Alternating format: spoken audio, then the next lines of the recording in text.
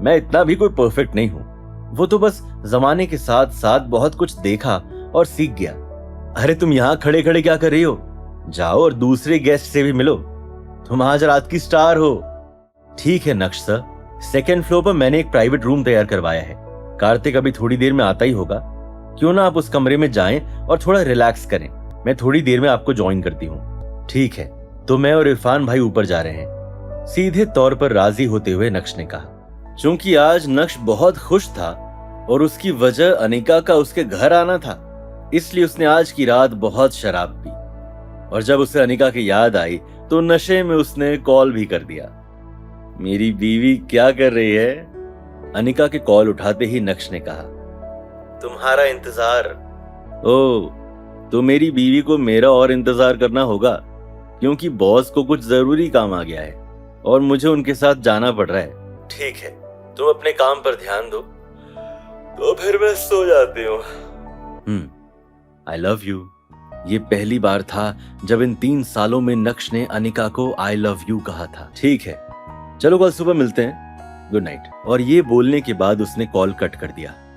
अनिका अभी भी शॉक्ड थी और फोन अभी उसके कान पर ही था। उसकी धड़कनें काफी तेज हो गई थी। अगले दिन सुबह जैसे ही नक्श की आंख खुली, उसे अनिका का कॉल आया। हेलो बीवी, क्या बात है इतनी सुबह सुबह? नक्श, तुम जल्दी से यहाँ आओ और मुझे जावेरी मैंशन लेकर चलो। क्या बात है, सब ठीक तो है ना? मामा जी का वो दोस्त पैसे मिलते ही गायब हो गया। तुम अपना काम करो, मैं टैक्सी लेकर चली जाऊंगी।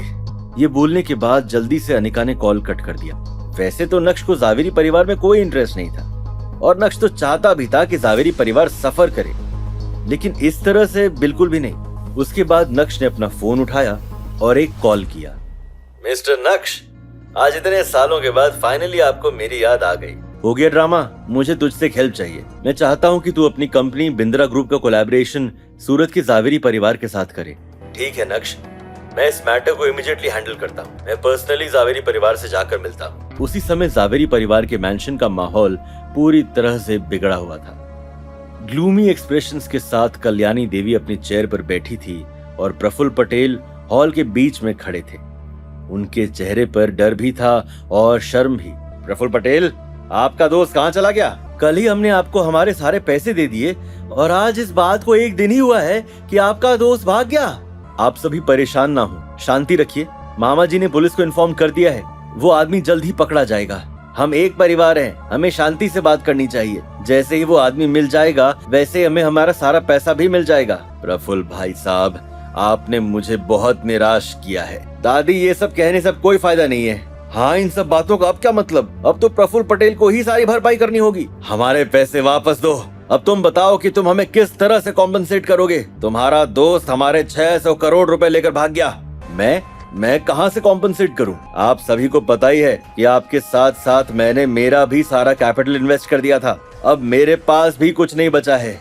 जैसे जैसे लोगों के मन में इमोशंस भड़कने लगे, वैसे वैसे गुस्से की चिंगारी और भी ज्यादा गहरी हो गई। देखते ही देखते जावेरी खानदान के 3 से 4 मर्द अपनी स्लीव्स को ऊपर चढ़ाते हुए प्रफुल्ल को मारने के लिए पूरी तरह से तैयार हो गए। इससे पहले कि जावेरी परिवार अनाउंसमेंट सुनकर कुछ प्रिपेयर या रिएक्ट कर पाता, हॉल में बहुत सारे लोगों ने एंट्री ली। कल्याणी जी, मुझे लगता है कि हमारा कोऑपरेशन यहीं खत्म होता है। रतन, तुम ऐसा क्यों करोगे? तुम्हें पता है ना कि हम दोनों परिवार कई सालों से एक साथ बिजनेस करते आ रहे हैं। कल्याणी जी, इस समय भी आप अपने परिवार की नाक बचाने में लगी हैं। कुछ ना होते हुए भी बड़ी बड़ी बातें। अगर ऐसा है तो आप यही समझिए कि चोपड़ा ग्रुप की औकात ही नहीं है कि वो जावेरी खानदान के साथ काम करे। बस आप तो हमें हमारे प्रोजेक्ट के फाइनल फंड्स दे दीजिए, और अभी तक हमने आपको जितना भी डिपॉजिट दिया है वो भी। जैसे ही रतन ने अपनी बात खत्म की, वैसे ही वहां मौजूद और भी लोगों ने एक एक करके बोलना शुरू किया जो जावेरी परिवार से बिजनेस खत्म करने आए थे। मिस्टर रतन एकदम ठीक कह रहे हैं, हमें भी आपके साथ अब काम नहीं करना है। हमें हमारा सारा डिपॉजिट वापस चाहिए। अब इससे हमें कोई फर्क नहीं पड़ता कि आप अपना घर बेचेंगी या जमीन, हमें तो बस हमारा डिपॉजिट चाहिए। जब जावेरी परिवार के लोगों ने ये सारा नजारा देखा तो वो सभी फ्यूरियस हो गए और एक दूसरे से बहस करने लगे। मैम्बो अंकल अभी पूरी तरह से शांत दिखाई पड़ रहे थे। जैसे मानो वो परिवार में एग्जिस्ट ही ना करते हों। अचानक से कल्याणी ने अपना हाथ जोर से टेबल पर मारते हुए कहा, बस भी करो, तुम लोग आखिर बहस क्यों कर रहे हो? कल्याणी जी, ऐसा नहीं है कि हम रूल्स फॉलो नहीं करते, लेकिन अब जब जावेरी परिवार, मिस्टर रतन, मिस्टर अंगद और बाकी के सभी लोग, आप परेशान ना हो, जावेरी परिवार आपका पाई पाई चुका देगा।